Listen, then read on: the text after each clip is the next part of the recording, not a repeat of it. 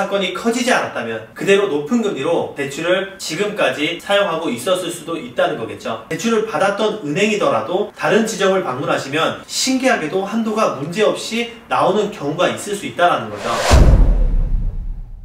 안녕하세요. 알려줘 금융 시청자 여러분, 정재동 과장입니다. 대출 관련해서 정보의 비대칭이라는 말이 있습니다. 무슨 의미인지는 바로 안 떠오르시죠? 바로 한도와 이자에 관한 이야기입니다. 은행의 이자 책정 기준 중 한 가지는 바로 신용 등급입니다. 그리고 한 가지가 더 있는데요. 어떤 걸 것 같으세요? 바로 떠오르시지 않는다면 정보의 비대칭을 겪고 계시다는 겁니다. 이전 2018년에 은행 금리 조작 사건이 있었던 적이 있습니다. 이 사건이 어떤 거였냐면 바로 은행원이 고객의 한 가지 정보를 조작했던 건데요. 그것이 말씀드렸던 나머지 책정 기준 중 하나인 바로 소득 정보인 겁니다. 당시에 대출자의 소득 정보를 조작하고 대출 담보를 무시하거나 우대금리를 축소하는 등의 사례가 있었거든요. 결국 이후에 금감원에서 조작되어 가중됐던 금리를 모두 환급하라는 조치가 내려지긴 했지만 어느 은행인지와 피해자 규모 등은 절대 공개하지 않았었습니다. 결국은 소비자는 피해를 봤던 것들을 다행히도 돌려받게 되었지만 이 사건이 커지지 않았다면 그대로 높은 금리로 대출을 지금까지 사용하고 있었을 수도 있다는 거겠죠. 그래서 제가 매번 금융도 모르면 손해다 라는 말씀을 드리는 겁니다. 알면 알수록 이득을 보는 것이기 때문에 많이 배워두시고 활용할 줄 아셔야 된다는 거예요. 은행 대출한도 산정 기준을 한번 말씀드려 보겠습니다. 은행의 대출한도 산정 기준은 이제 매해 바뀌고 정권이 바뀔 때마다 또 계속 변동이 되는 거기 때문에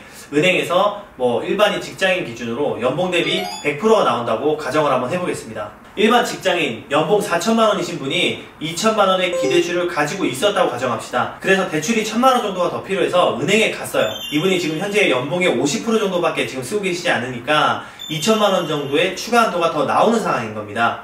하지만 은행원 입장에서는 고객의 연체 리스크가 높다고 자체 판단해서 은행 부실률을 방어하기 위해 2천만 원 한도가 나오는데도 불구하고 안내를 안 해줄 수도 있다는 겁니다. 하지만 이것을 은행원을 탓할 수가 없는 게 은행은 영리법인이기 때문에 부실률을 방어하는 것은 당연한 거예요. 그래서 결국 이분은 1금융권에서 받을 수 있던 1,000만 원의 대출을 2금융권에서 받음으로써 비교적 높은 금리로 자금을 융통하실 수밖에 없다는 거겠죠. 이것이 바로 정보의 비대칭이라는 겁니다. 그럼 이 정보의 비대칭으로 인한 손해를 막을 수 있는 방법은 진짜 없는 걸까요? 바로 최근 대출했던 은행에서 추가 자금을 알아보는 방법이 있습니다. 타 은행에서 대출 한도가 안 나왔다고 해가지고 2금융권으로 가시는 것이 아니라 대출을 받았던 은행이더라도 다른 지점을 방문하시면 신기하게도 한도가 문제없이 나오는 경우가 있을 수 있다는 거죠. 이러한 과정은 정보의 비대칭을 해소한 사례로 볼 수 있는 겁니다. 비대칭을 줄이면 줄일수록 손해를 줄이고 모르면 모를수록 직접적인 손해를 입을 수도 있다는 거죠. 최근 언론에서 B2, 영끌이라는 단어가 아주 자주 등장하죠. 그만큼 대출을 최대한 활용해서 투자를 하는 분들이 많다 보니까 그에 대한 규제도 많이 터져 나오고 있어요. 그러나 정말로 갑작스럽게 목돈이 필요한 경우나 생활자금으로 돈이 필요하신 분들이 오히려 큰 피해를 받고 있기도 합니다. 그렇기 때문에 저희가 이런 대출 관련해서 실생활에서 도움이 되고 손해를 보지 않는 방법을 많이 알려드리려고 하는 거니까 많은 관심을 정말 가져주시면 정말 감사드리겠습니다.